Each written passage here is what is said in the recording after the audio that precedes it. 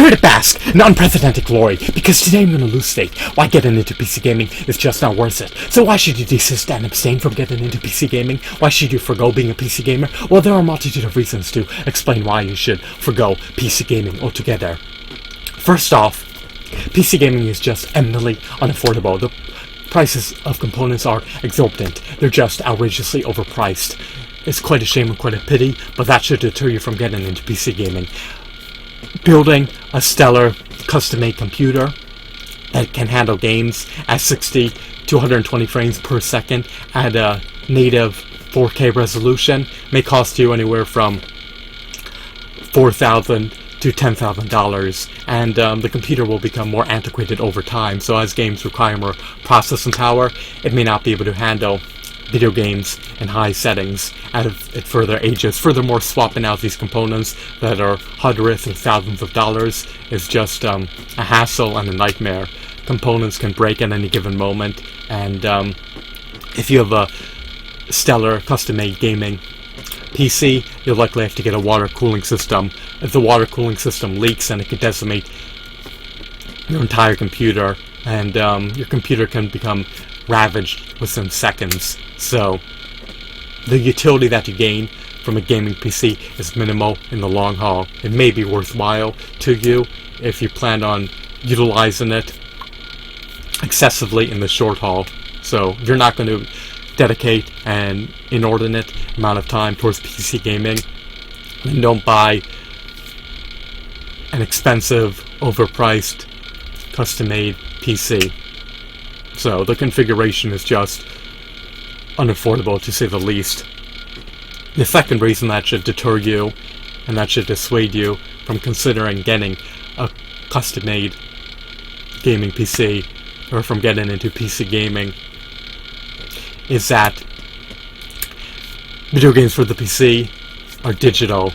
They're distributed via digital distribution platforms such as Steam. Now, these games have DRM policies. These digital distribution platforms have DRM policies. So in other words, if these services shut down, if Steam shuts down their servers, if these digital distribution platforms become defunct and are no longer operating, then you lose access to your video game library. So it's quite a shame and quite a pity.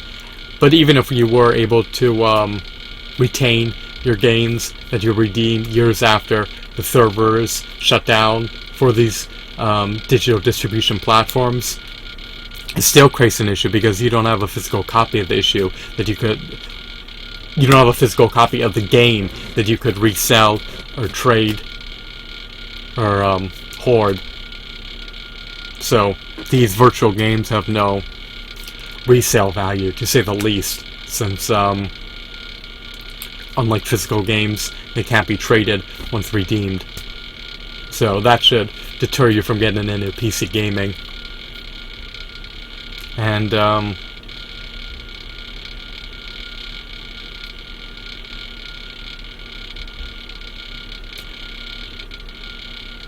third and final reason is that this is an impromptu video. It was created extemporaneously, so I'm trying to improvise on the spot. I apologize about that, but it is what it is.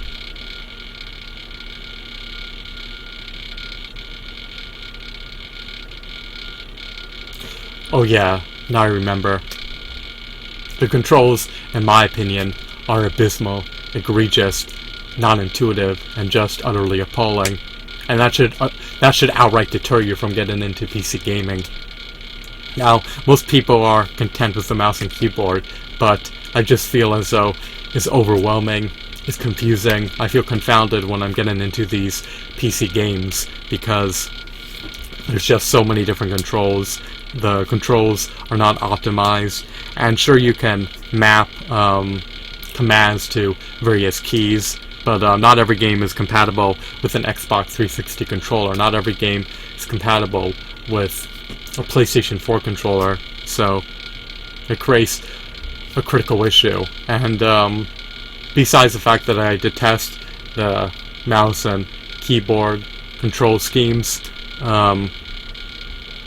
other people who play the game will be at a major advantage relative to you if they have a faster internet connection, and if they have a superior computer that could process the game at a higher frame rate, and that can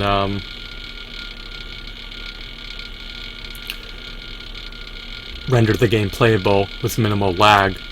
So the games produced for PC are not going to be optimized for your computer. The games produced for consoles are optimized for consoles.